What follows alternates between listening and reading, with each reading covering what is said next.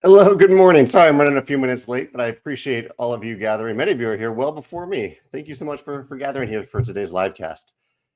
Actually, I realized I forgot to close this window. Let me close this window real quick.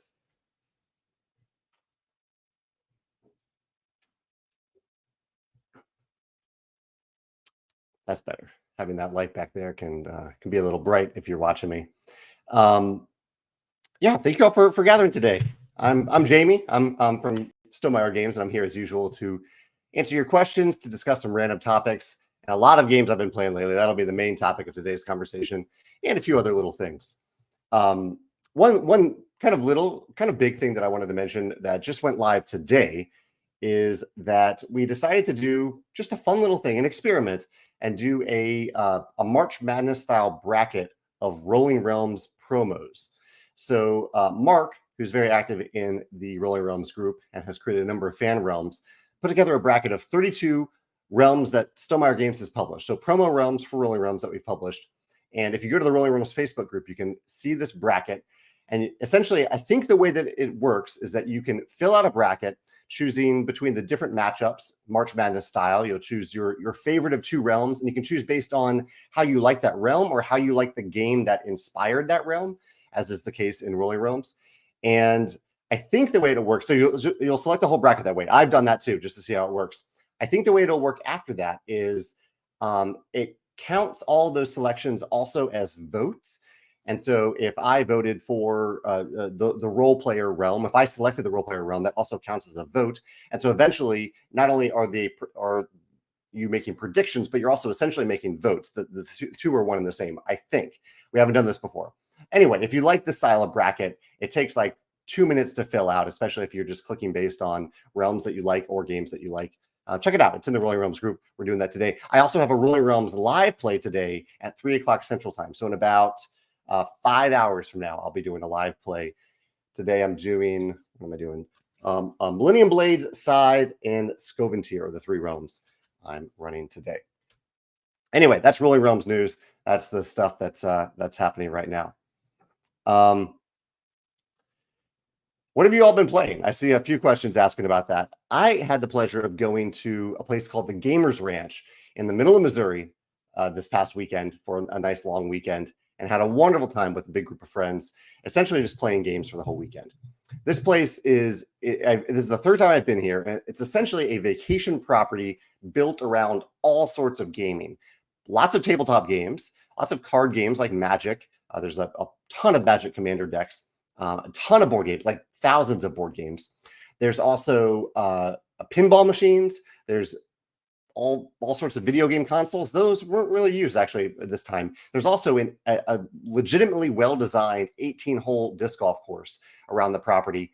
There's a lake there. It was a little cold to get in the lake, although a few of my friends got in the lake anyway. It's an amazing property, and we went there and had a ton of fun.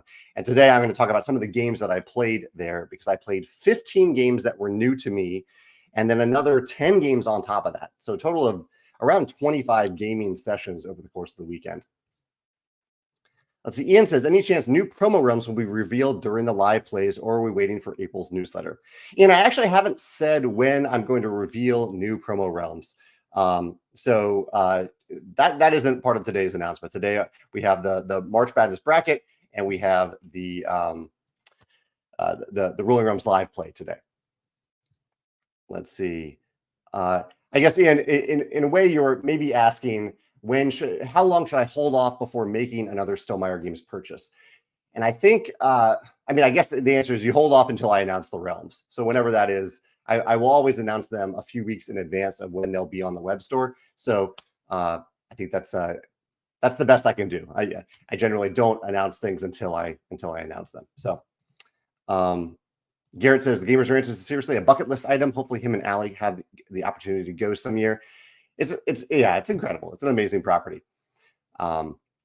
We almost ran out of beds this year. I overbooked us slightly, but a few people were fine with sleeping on couches. It sleeps like there are 4 rooms that are private rooms with big beds, like king size beds, and then there are a bunch of other rooms that have 2 queen beds in them.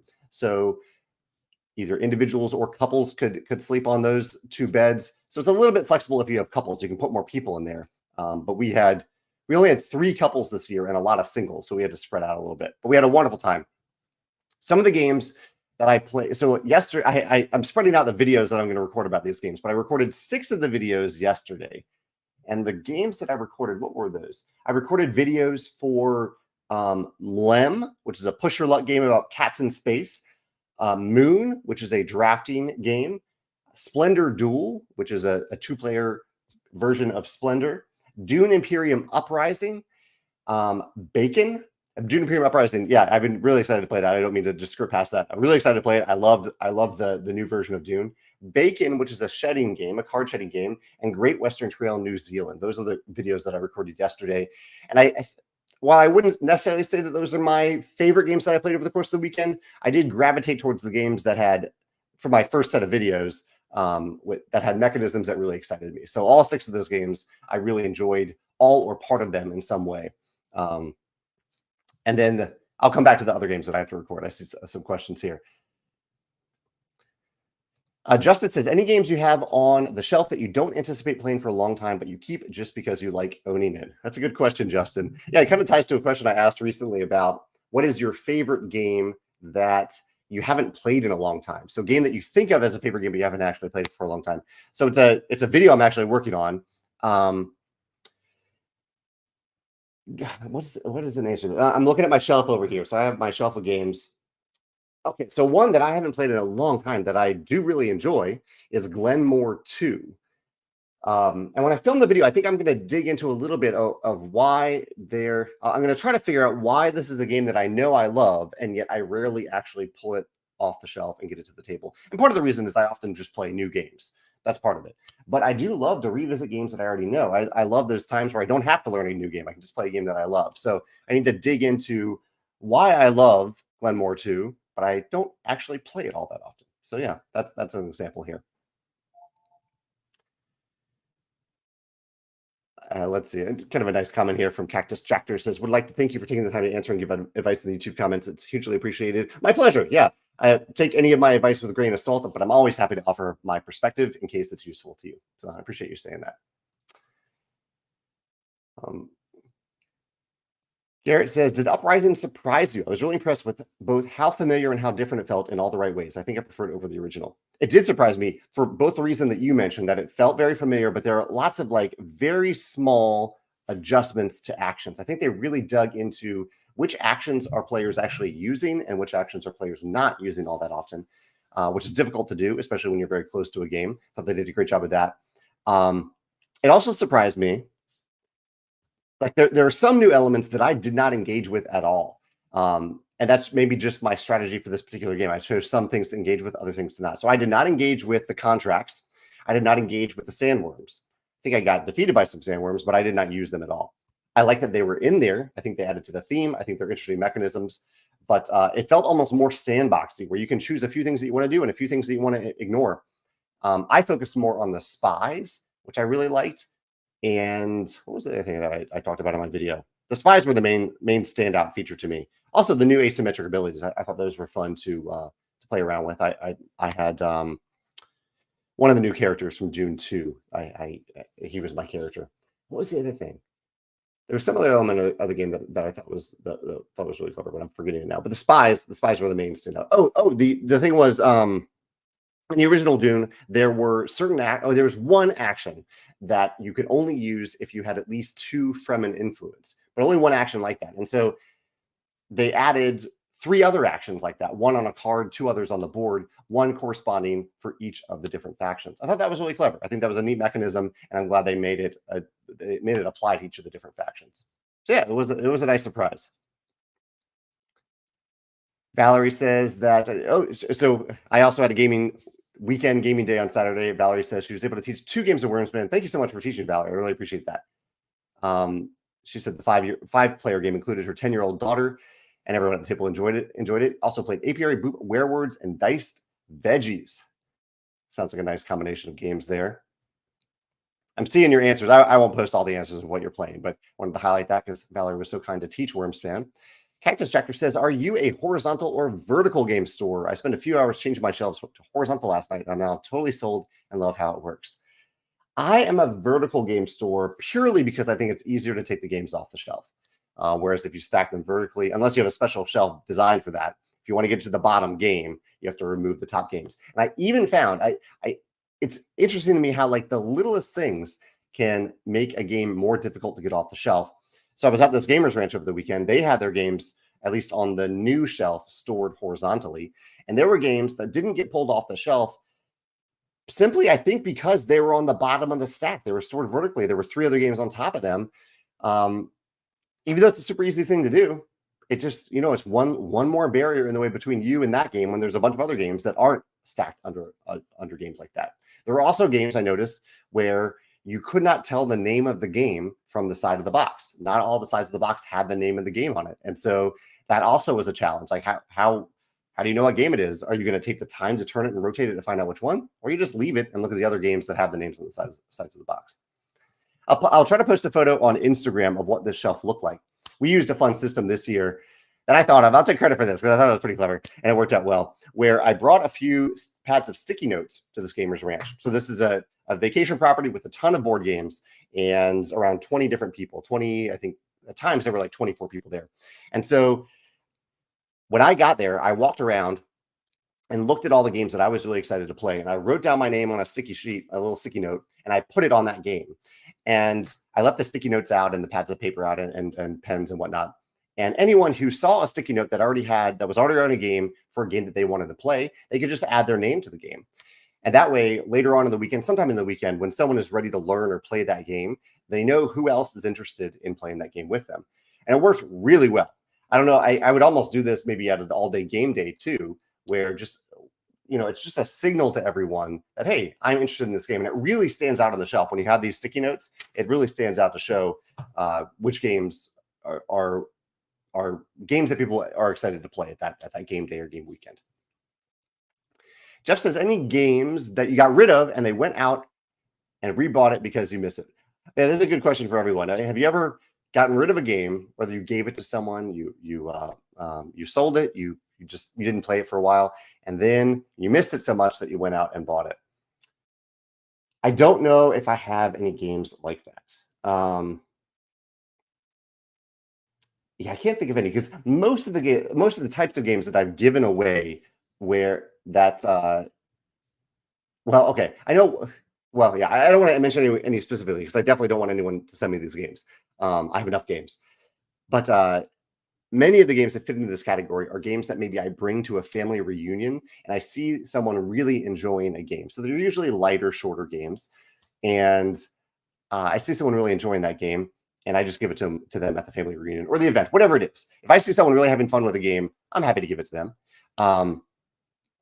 And oftentimes they're the types of games that I guess what I'm getting at is that they are in circulation among my gaming friends. So I think Codenames was one of those games. I have never regretted getting rid of Codenames because I have access to it through other people whenever I want to play Codenames, that sort of thing. Greg says, do you find that the sheer volume of new games available to play crowds out the ability to get some of your favorite titles to the table? Sometimes, yes. Yeah, I think for me, it's not just about the sheer volume, but it's also because I have a YouTube channel where I talk about games, and twice a week, I have given myself the I don't know, the obligation to post videos about two new to me games. So yeah, I feel I do like to play new games. I like to just explore them. I like them for the YouTube channel, and I like to learn from them. But you're right. This does sometimes often means that there are games that I love on the shelf that I wish I could play a little bit more often. Yeah, that definitely happens. And for that reason, I've been trying to, I haven't done it yet, but one of my goals for this year was to every now and then film a video about a game that I've already filmed a video about and look at it through more experienced eyes. Because a lot of times when I film these videos, it's after one play. It's after the first play. They're not reviews. And so I feel comfortable doing that. I'm looking just for my favorite mechanism in the game. But yeah, if I've gone deep into a game, then I might have some deeper thoughts to share than after that initial play. Ian says, what's my favorite Wormspan dragon? Ian loves the Blue Forest spirit art and lore, the combination of the art and the lore. There's I don't know. I have a lot of dragons that I really, really love the art for. There's one dragon. It's a koi dragon. I can't remember the full name, but koi dragon is in the name. And I just love how it looks like a koi fish with the scales, the coloration. It's, I think, a kind of a serpentine dragon without wings. I love that illustration. I don't know the lore for it. I should know the lore for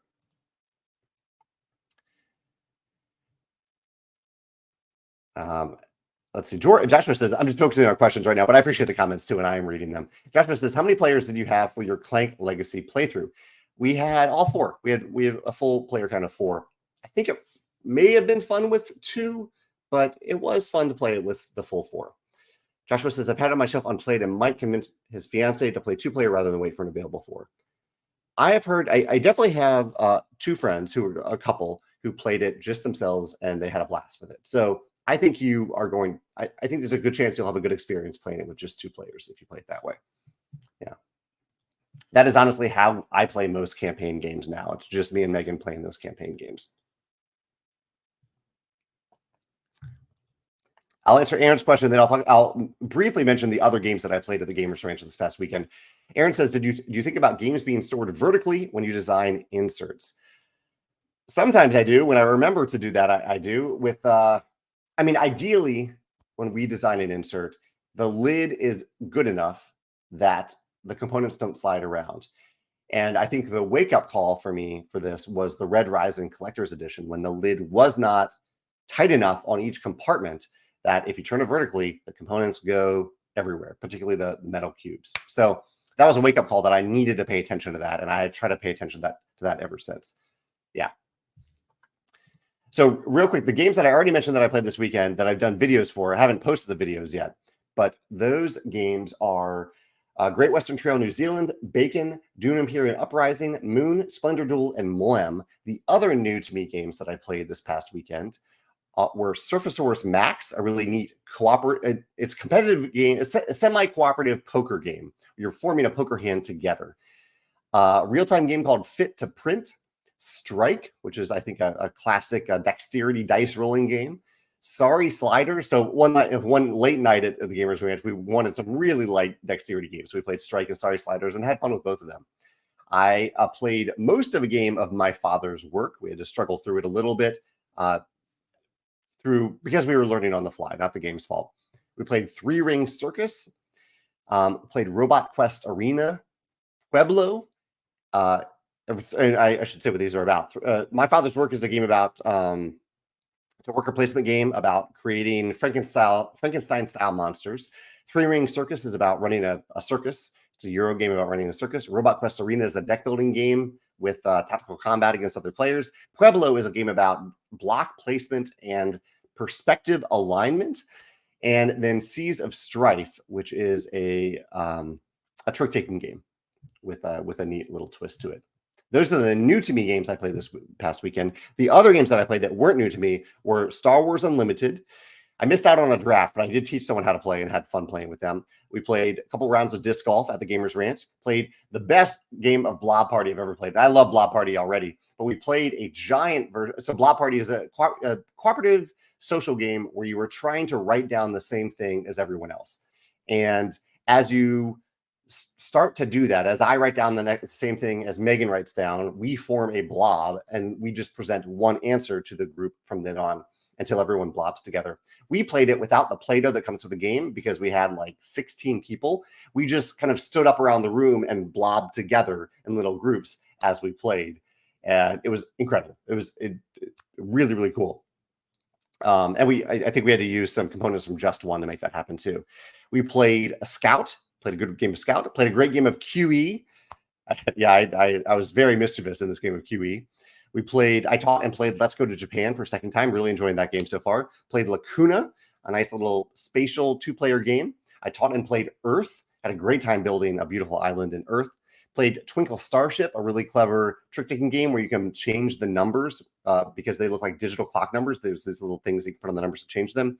And played a really big group game of Cartographers, which was I found it was like later one night, but not so late that we were tired that we wanted to just play kind of silly games. But it was late enough that we didn't want a heavy game, and we wanted a lot of people to participate. So Cartographers was a great fit for that.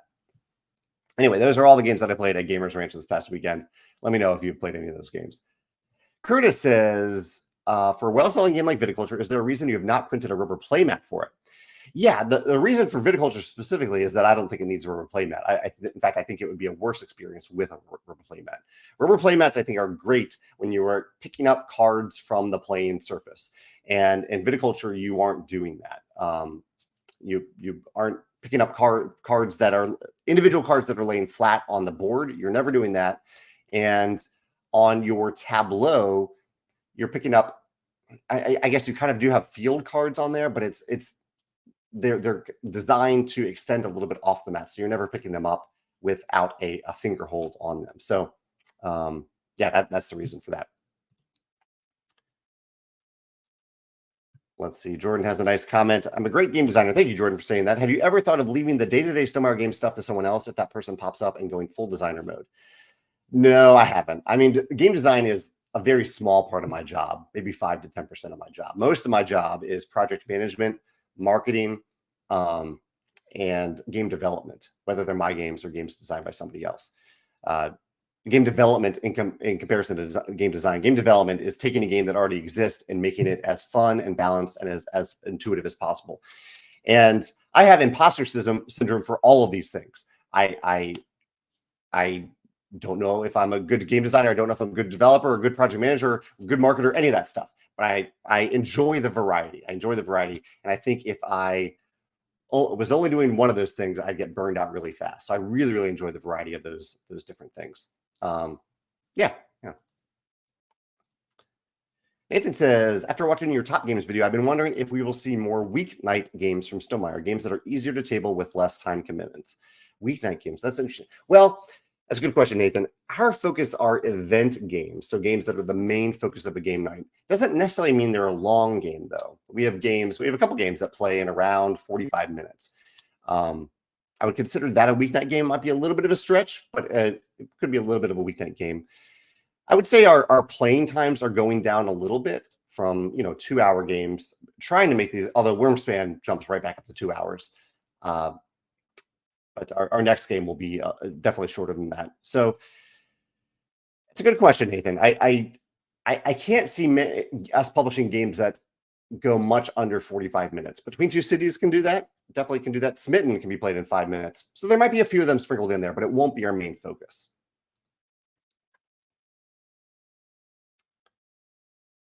I'm seeing some comments about games that people got rid of and then came back to. A question of the day for me to ask all of you to think about, question that I posed to ambassadors recently is, I'll pose it a different way. What is the last expansion that you heard about that made you really, really excited to the point that you bought it? Or whenever you had the opportunity to buy it, you bought it. So think of the last expansion that really excited you and that you actually went ahead and got it or bought it or planned to buy it.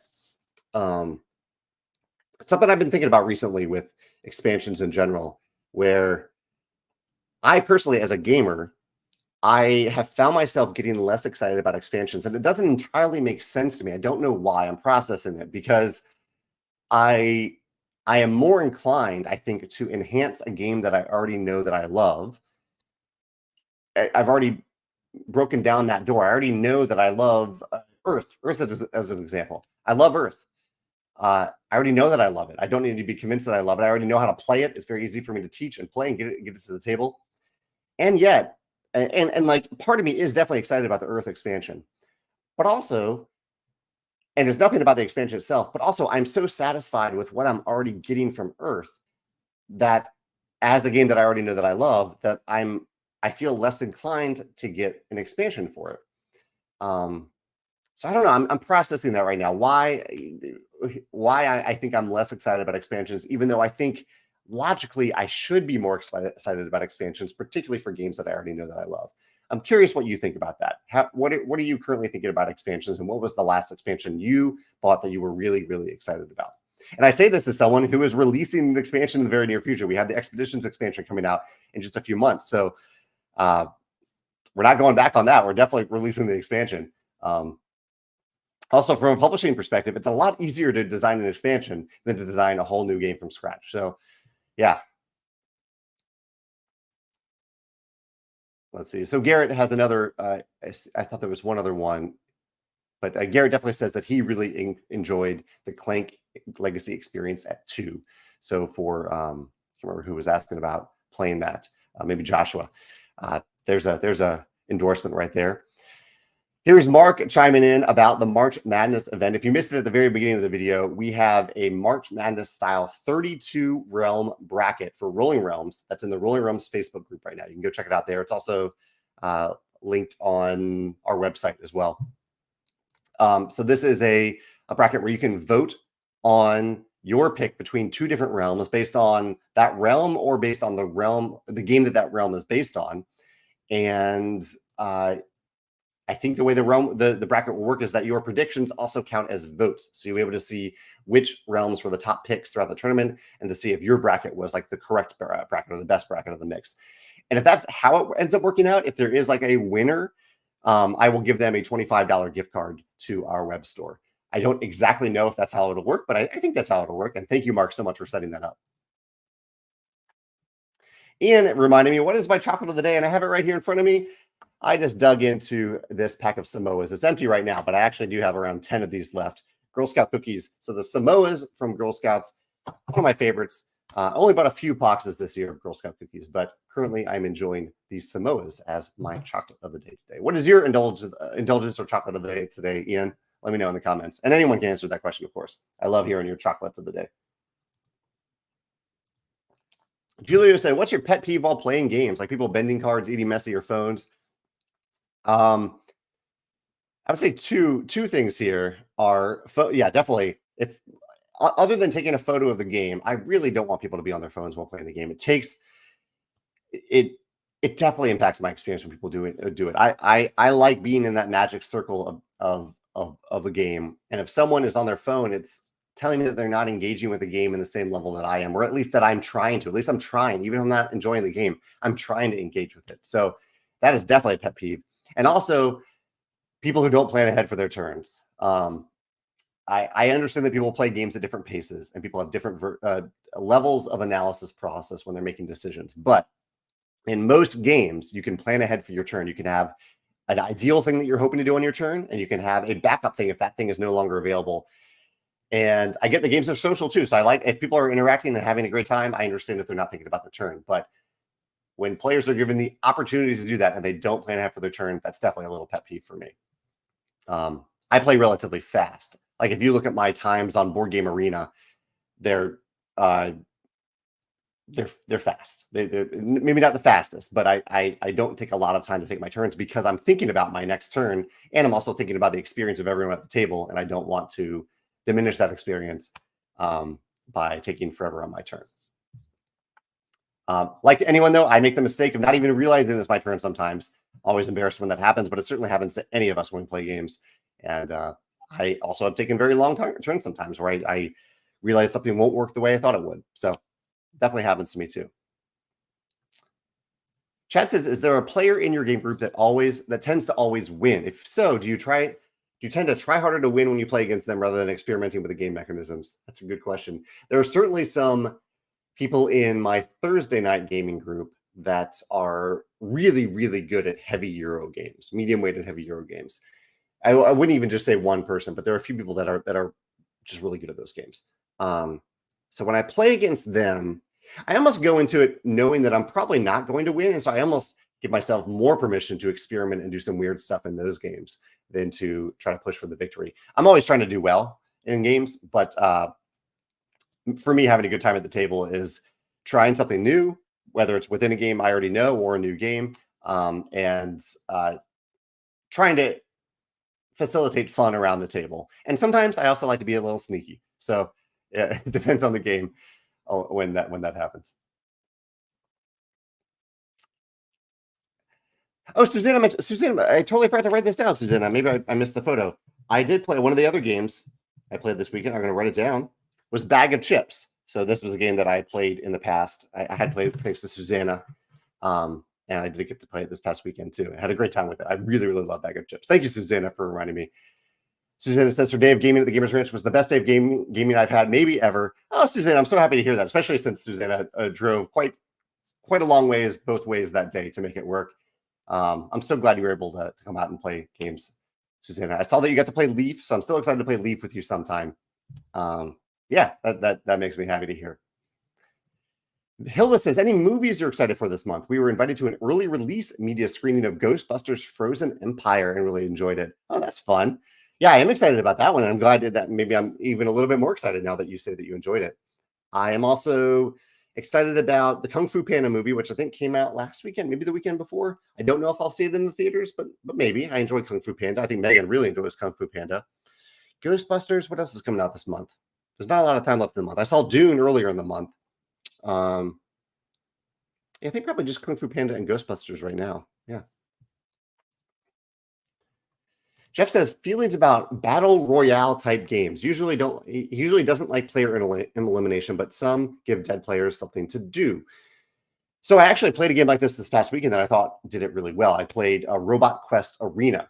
So this is a game where you use deck building to decrease the life of other players' robots. And if you do, that player gets knocked out, or the robot gets knocked out, but the robot then comes back into the arena with more health, and it just it moves the timer of the game forward when they do that. I think that was a pretty clever approach to it. So there's no player elimination. There are stakes and reasons to eliminate other players. And actually, I mentioned specifically how they did it in this game because it's pretty clever. Each player has some health cubes, 4 red cubes, 1 blue cube.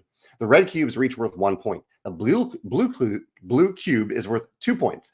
The blue token, how about that? Blue token is worth 2 points. The blue token is the last token that you earn if you deal the last point of damage to a player. So that's worth more points. So there's a reason to go after a player. There's actually a reason to eliminate a robot when you have the chance. And then when the player will respawn, the robot will respawn when it gets back to their turn with full health again, 4 red cubes and 1 blue token. So they're back in it. They're competitive again right away, and no one can hurt them when it's not their turn anyway. So I think I thought that worked really, really well. So eliminating player elimination, but still having reasons to eliminate the players that are or trying to eliminate players, robots that are in the arena as they're playing. I thought that worked well. Curtis says, thoughts on Dune 2? I really enjoyed it. I thought it was beautiful. I loved the sandworm riding. I loved the black and white portion of the movie. I thought was really interesting to see that.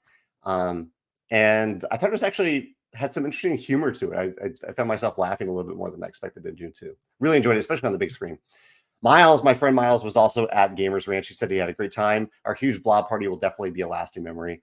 There's some great photos from the blob party, the big game of blob party that we played at Gamers Ranch. I highly recommend it. If you ever have a huge group of people and you have blob party and you have any other game that has dry erase components, put them together and just play a big stand-up game of blob party. It is truly awesome. Do you think it's a good idea to make games about niche subjects, or is retheming and trying to appeal to as many people as possible the best approach? That's an interesting question. So in general, my answer is, find the right theme for the mechanisms, find the right mechanisms for the theme, whatever that may be.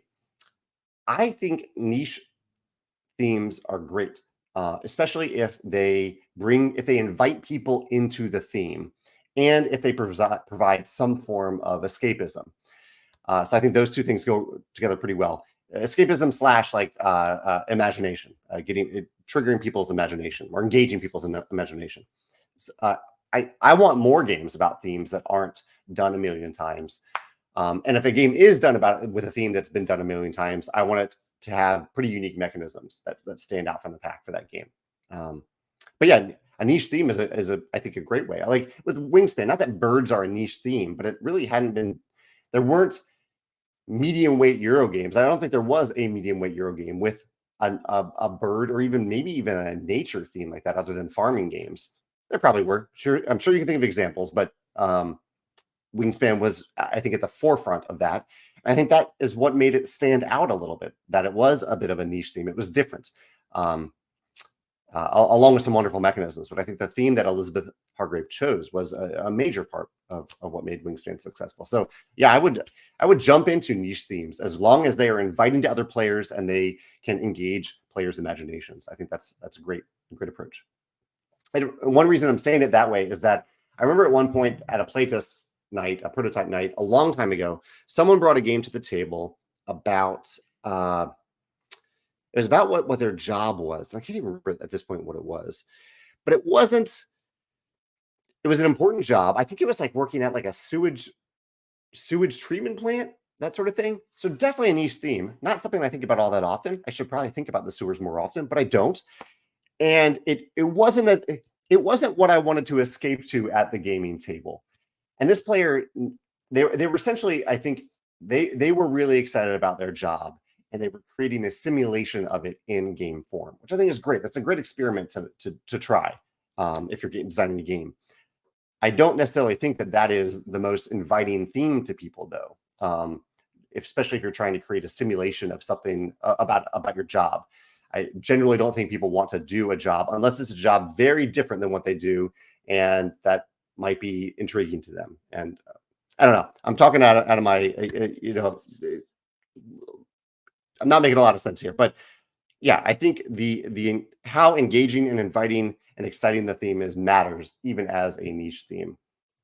Yeah.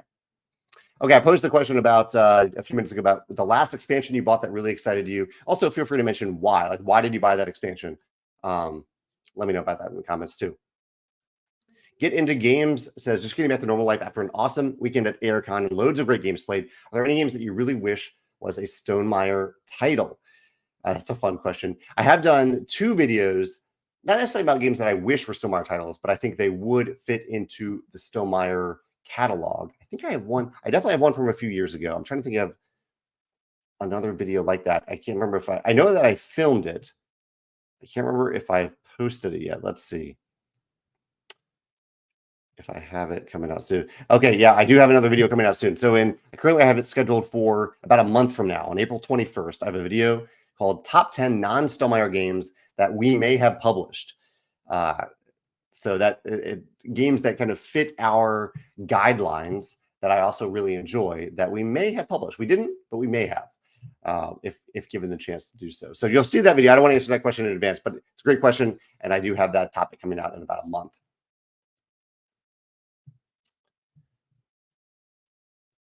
Let's see, seeing some people answer questions about the expansion. There's a Mythwind expansion. I see someone says expansions that increase the player count. Someone backed the Kickstarter for the Thunder Road Vendetta expansion. Rise of Fenris is mentioned here by Matthew. Thank you, Matthew, for mentioning that one. Garrett says, are there any games you didn't love but did after buying an expansion for it? Oh, that's a good question. Off the top of my head, I don't think so. I don't think so. The only one that maybe comes a little bit close to that, well, although it isn't really an accurate answer, is Dominion. I certainly enjoyed, years ago, I enjoyed Dominion when it originally came out, but also when I got the Prestige expansion, I really liked Dominion after that. So that's an example of one that that really elevated the game for me. So maybe I need to process that a little bit. What made I'm gonna make a note about that. But I can't think of many other games like that I didn't enjoy the base game until there was an expansion added in. Yeah, I'll make a note about that. This is a topic that I am actively thinking about for one of our games. Let's see. Joshua says, I've read that Flow recently was trying to invoke The Legend of Zelda without revealing spoilers. Were you curious about Flow because of your open world game drawing from Breath of the Wild?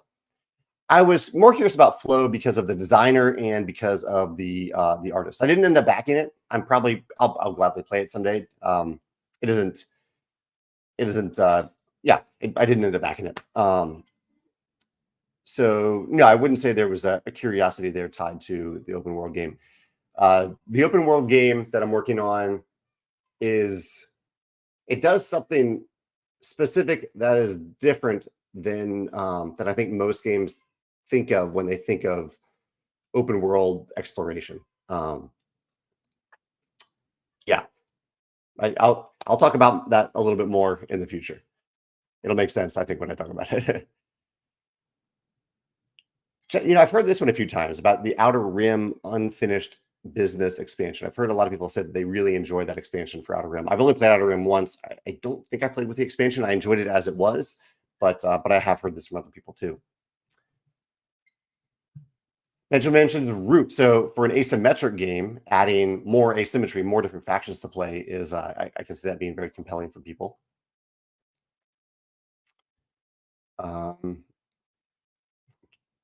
I'm just scrolling through a little bit here. I need to catch up on comments.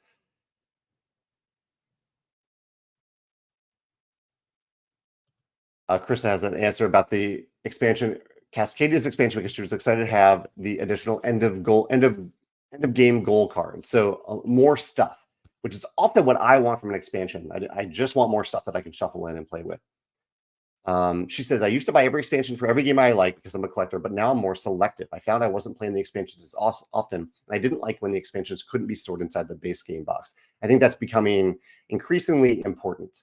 I've definitely heard that. I resonate with that, Chris, and I've heard that from a lot of people. Sam mentioned, Sam, who recently successfully funded his campaign for Everstone on Kickstarter. Congratulations, Sam. He says he got the expansions for Subterra, which add new game modes to a game we love and table about once a month. The other is the Pirates expansion for Ostia, made me interested in the game. Yeah, there's one of the perks of a publisher putting an expansion out there. It can renew interest in the game. And even so, oftentimes when people ask, are you going to support this game for a long time? I think what they are often referring to is, are you going to release expansions for this game? So there's, I think, a little bit of an obligation from a publisher to release expansions. And so that's why I'm trying to figure out what I want and what people want from expansions as we consider that strategy in the future. But I definitely resonate with what Krista is saying about having it fit into the box and blend seamlessly with the game in a way that makes it easy to teach. I'm going to add that to my list here. Pepe says, do you and the other folks at Stonemaier Games, I have 6 coworkers here, so there are a few other people here, and a lot of people who impact the company through freelance work and other contributions, ever get to hang out outside of work-related activities? We do. Yeah, definitely. So my coworkers, some of us are here in town. Some of us are not. Christine's in a different state. Joe's in a different state. Erica's in a different state. But Susanna, Dave, me, and Alan and Alex are all here in St. Louis, and so many of them attend my game night. I play disc golf with Dave. Sometimes I go climbing with Alex and Susanna. I love the people I work with on many different levels. Nate says, how much do you consider expandability of a game during the initial design development? Almost not at all. It's not that I'm trying to not expand a game, but it's that I try to put everything that I think is important to the game, everything that is fun and functional and intuitive, everything that I feel belongs in the game, I put it in the game. I don't hold anything back. I'm not really thinking about the future. The one exception to this I can think of is actually 2. Both are Scythe related. One is in the original Scythe game. I thought I want to make sure that we could add more factions to this game, and so we put places on the board for those factions. I didn't design those factions, but I wanted places for them. Something I discussed with Jakob too in terms of the lore and world building. And for expeditions, similar to what Krista said earlier, I figured in the future there was a distinct possibility that we might add a few more mechs to the game for expeditions. And so I wanted space for them in the insert, in the box, a place for them. And so there are 2 places in the insert for expeditions for those mechs. Nate says, can you think of a time where you wished you had made a base game easier to expand when making an expansion? Thinking through all of our games here, there is one that's like that. A game that was easier to expand when making an expansion.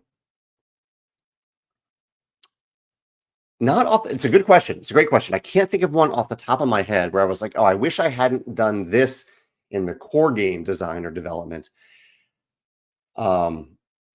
Because it's impacting this other thing for the expansion. I can't think of anything off the top of my head, but I bet there is. It's a great question. I'll keep thinking about that. Sam follows up to say, if an expansion has more stuff that just gets shuffled into a game I love, or an expansion adds elements of replayability to new games, I'm very interested in acquiring them. Chad says he was incredibly sad to hear about the passing of Akira Toriyama, the creator of the Dragon Ball franchise. Dragon Ball Z was a huge part of his social life, his high school life. Do you ever get into those cartoons? I must admit that I've never watched Dragon Ball Z, so I know almost nothing about it. But yeah, the passing of anyone, especially someone whose creations touched a lot of people, is sad to hear for sure. Yeah. Let's see. I'm scrolling through a few other comments about expansions. Let's see. DD says, "What would you do first if you won one of the current big lottery jackpots?" There's some big lotteries apparently. I don't play the lottery, but those are some big numbers right there. Mega Millions is 977 million. Powerball is 687 million. For him, for DD, he says, "I would buy all the wish list games I have on his Board Game Geek account." That's a fun answer. It's a fun question for anyone. If you won $1 billion, more money than you could ever imagine having, what would you do first with it? I can't think of it. It's a fun question for sure. I don't know if I would spend money on anything differently that I already do. And in general, I'm pretty bad at like celebrating important moments in life. It's I often just continue on. I just keep on going. And so hopefully I would take the time to say, okay, wow, this is a big moment in my life. I don't know what it means yet for my life, but let's go out to dinner or something like that. That's usually my default when I want to celebrate. Let's have a special meal with some friends. So hopefully I'd at least go out to a nice dinner or something like that. Steve said, "What did I think of Great Western Trail New Zealand?" Steve said it's his favorite one of the three, but that was just his opinion on it. Thank you for sharing your opinion, Steve. Of course, I had not played Great Western Trail in a long time. It's a game that I admire, but one that I don't often get to the table because of its complexity and length. And Great Western Trail was a very complex game, and it's a long game, but I really did enjoy it. It was a good reminder of how clever of a design it is, with the deck building, the tile placement as you're going on these routes, the upgrading of the player mats. I love the aesthetic of the top of the map where you have these different islands that you're visiting. I loved all that. I think it's a really, really clever game. And I love Alexander Pfister exploring these mechanisms of one-way action selection tracks. It's one of my favorite mechanisms in games. He does it in Maracaibo. He does it in all the Great Western Trail games. And also, I love the sheep. The sheep are adorable. They're so cute. And you can add other things to your deck. You can add a bird to your deck, a kookaburra, I believe. You can add a dog to your deck. So I like that you can add other things to your deck other than the primary animal in the game. So I had a great time playing it for sure. Sean says, "When will you be wrapping games in a furoshiki? I got to see Let's Go to Japan last night. Such a fun game." I think that was a really clever touch for the deluxe versions of Let's Go to Japan. They wrapped the game in a cloth essentially. The downside of doing that, and this is something to think about, as beautiful as it was, that there was a human being that wrapped each of those games individually. So that was not a machine that did that. And while I know that a lot of the things that we use come from human beings who do very minute specific tasks, probably at a very low wage. As a publisher, I try to keep that in mind when I ask Panda to make something. I try to keep in mind what not only I'm asking them, like, what is the labor for this? Can this be automated? This minute task, repetitive minute task, can this be automated? Or am I asking another human being to wrap this game in a cloth or to paint this little miniature? Is there a human doing that? That means something to me as a fellow human being. So I don't mean to rag on this furoshiki. I think it was a very clever touch, a really beautiful touch. But I think that's something to be aware of when you look at a component like that. George says, "Any thoughts on the latest hype about the Star Wars Unlimited?" I don't care about the hype about it, but the game I care about. I care about the quality of the game and how much I'm enjoying it, how much friends are enjoying it, how much people are enjoying it. And I have had a great time playing it so far. I've only played, I think, 2 games of it, maybe a third that I'm forgetting about. but I've enjoyed playing Star Wars Unlimited so far, and I look forward to playing more games of it in the future. I missed out on a draft. There was a draft of it at the Gamers Ranch this past weekend. I missed out on that because I was playing Great Western Trail New Zealand, but it looked like everyone had a great time. I was excited for them to have a great time, and I had gotten to play a game of it earlier in the weekend and had a great time doing that. Let's see. Scrolling down, looking for a few more comments and questions. Again, I'll say that there is a bracketed tournament style thing for Rolling Realms promos in the Rolling Realms Facebook group. If you like filling out brackets, it only takes like 2 minutes. It didn't take me long at all to fill mine out. That was created by Mark. Thank you, Mark, for creating that. And if you want to play Rolling Realms along with me, you can join me on Facebook in the Facebook group or on YouTube today at 3 o'clock Central Time. I'll be doing a live play of 3 of the realms, and then another one tomorrow and Friday as well. Let's see. Chad says, when I teach Star Wars Rebellion to new players, I give them the Rebels faction because it's easier. That I also warn them that they will feel like they're losing the whole game. The game makes them feel that way when they are in fact not losing. It fits the Rebels themes really well. Do you have any games that when you teach, you have to warn the player about how they will feel during the game? That's a great question. I'm sure the answer is yes. Let me think if I can find a game that does that.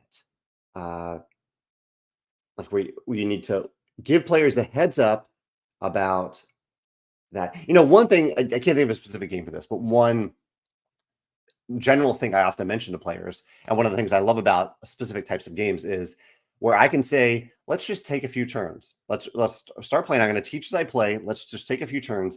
And the things that you do, even though they are important, will not have a huge impact on your ability to compete for the win condition at the end of the game. I like when games give you little things to do early on in the game that help you learn the game, but don't have the highest stakes. So that's often something I say to players, especially if I'm teaching a game where, hey, just try a few things, see how they work, try a few things. It's okay. It will not, in this particular game, it will not hurt your chances of being competitive later on in the game when you know exactly what you're doing. I really like games that enable that, opposed to games where the first decision you make in the game might be the most important one that you ever make in the game, and there's no going back from it. I think that can definitely be frustrating for players. I generally avoid games like that. Let's see. Jerry says, similar to watching a foreign movie, do you make it a habit of playing foreign games from other cultures and countries? Euro aside, obviously. It's a good question, Jerry. Do I go out of my way to play games by designers or publishers of specific of diverse array of nationalities? I would say no, but I do try to play a diverse array of games from a variety of designers and publishers from around the world. So I don't specifically target, I'm not like, oh, I haven't played a game from Japan in the last month, or I haven't played a game from a Canadian designer in the last month. It's more like I generally just try to play a wide variety of games. From a wide variety of designers, publishers, and just in different genres. So I seek diversity in games, but I don't specifically target demographics of the people who created the games when I'm playing them. The Duke of Fall says, what do I think about expandalone games? Yeah, that's a good question. So standalone expansions, I'm always a little bit hesitant to call them expansions. If they are also a standalone game. It's more like a standalone game that can combine with another game. We did this with Wingspan Asia. Wingspan Asia is a standalone game for 2 players. It is also an expansion, or it has components that you can combine with Wingspan. I like that. I like that method. The downside I found when we released it, in fact, I'm going to make a note about that because I thought that was a generally a good strategy that I thought was going to make everybody happy. But what it also does is when we announced it, there were certainly some people who said, oh, I just wish I could have the bird cards from this. Like, I don't want the 2-player mode. I don't play games 2 players. I don't want that mode. I don't want the solo components. I just want the cards. Or I just want the flock mode components. I want to play at higher player counts. I don't care about the other stuff. So the most common thing I got was, I just want the cards. I don't want to feel like I'm paying for these other modes that I'm not playing with, which was interesting to me. I hear that. It's a little bit tough as a publisher to cater to a la carte requests like that. like at any given game, there's probably going to be components that you don't use all that often if you play at specific player counts. But we can't offer a different player count version of every game. We ended up addressing this with Wingspan in particular, where we now sell the vision-friendly cards by themselves. So if someone just wants the cards, they can get the cards in that way. But in general, I like that strategy. I like what Wingspan Asia did, that it offered a standalone 2-player game that was a little bit different. It offered a dueling version of the game, and yet the cards all combined with Wingspan cards, and the Wingspan cards combined with the dueling cards. So if you can either sit down to play Wingspan in duet mode with all the stuff, or you can play Wingspan with other player counts, or even just 2 players without the duet mode with all the stuff. You don't have to separate stuff, which I think can be really frustrating if you have to constantly separate and recombine different components with expansions and core games. Yeah. Here's Jake, I believe, from Me Like Bees. He says he really wants to do a Gamers Ranch as a band retreat. Would be super cool. And that would be awesome. I think you would love it there, Jake. And I don't think it's that far away from you. Yeah, I'd highly recommend going there. Jake also says, what games were the most influential in your design philosophy? Playing in conjunction with other players and then comparing victory conditions points as opposed to playing directly against others. Most influential is probably Terra Mystica. Is one of the most influential games to me. That's had a huge influence on me in many, many different ways. And then let's say playing in conjunction with other players and then comparing victory conditions points as opposed to playing directly against others. Not sure I completely understand that part of the question, but I do try to look at games through various lenses when I'm digging really deep into them. And Terra Mystica is one of those games that I've definitely done that for. Cactus Tracker says, if I see crowdfunding campaigns that bring ancient or foreign culture games, it's almost an instant back for me. Oh, that's fun to think about. I did see that recently from, I'm forgetting the name of the game. There was a company that did this very recently that I'm forgetting about. And about expansions, it can be difficult when you have, so the comment here is, my only criticism of Wingspan is the near impossibility of shuffling all the cards. It does get difficult when you have a ton of cards to shuffle. Definitely relate to that. That is a challenge, I think, when you add more and more cards to a game. I definitely hear that. Well, thank you all for indulging me today in my conversation about Gamers Ranch and all the different games that I played this past weekend. 25 different games played, 15 of them new. Great time at Gamers Ranch here in Missouri. And join me today for the Rolling Realms Livecast, for the Rolling Realms March Madness bracket that we're doing.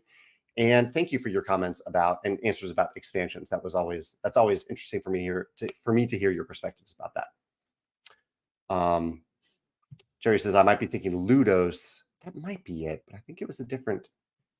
It's a company that makes Reviving Kathmandu. Here, I can look it up on Board Game Geek right here before I go. Reviving.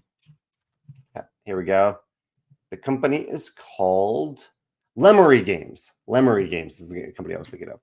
Anyway, thank you all. Have a great day. Thanks for your time today, and I will see you next Wednesday. Take care. Bye.